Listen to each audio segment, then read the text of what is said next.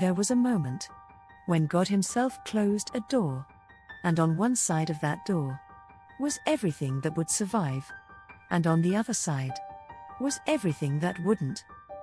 Think about the day before. People woke up, made plans, laughed, argued, loved. Nobody looked at the sky and thought this is the last time. Jesus actually talked about this moment.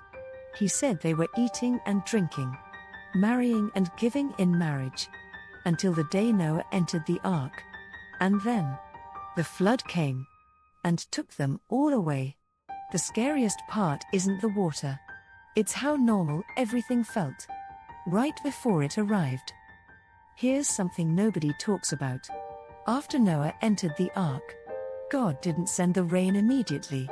He waited 7 days. 7 full days.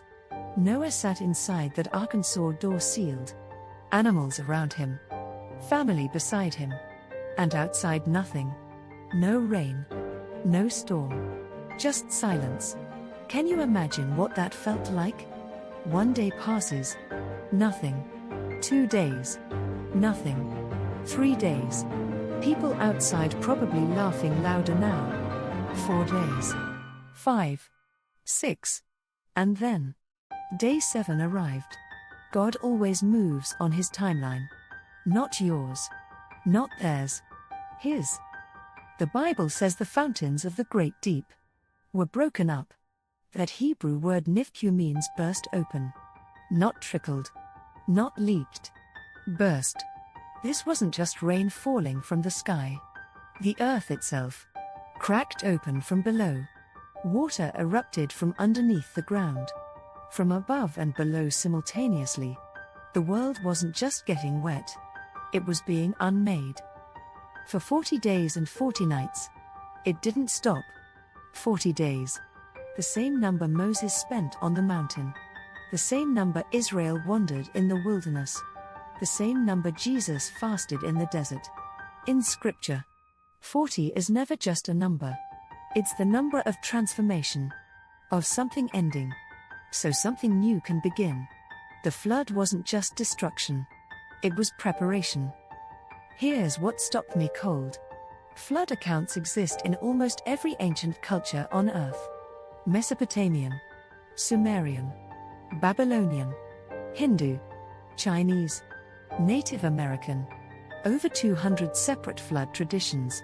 From civilizations that never spoke to each other. All describing the same thing. A massive flood. A single family. A boat. Survival. You don't get 200 independent stories about the same event. Unless something actually happened. And then Genesis 8 opens with 3 words that broke me when I read them. But God remembered Noah. Remembered. Not God checked on Noah. Not God monitored the situation. Remembered. Like Noah had been on God's heart. Through every single day of that flood. Like even in the middle of the most catastrophic event in human history. One man was never out of God's mind. In the middle of your flood you are not forgotten. You are remembered. So I want to ask you something.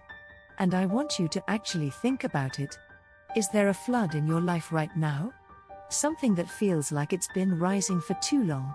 Something you've been sitting inside. Waiting for the rain to stop. Because if there is, those 3 words are for you too. God remembered Noah. And He hasn't forgotten you either. Eventually, the rain stopped. The waters began to fall. And somewhere beneath the ark, a mountain peak broke the surface. The world was still covered.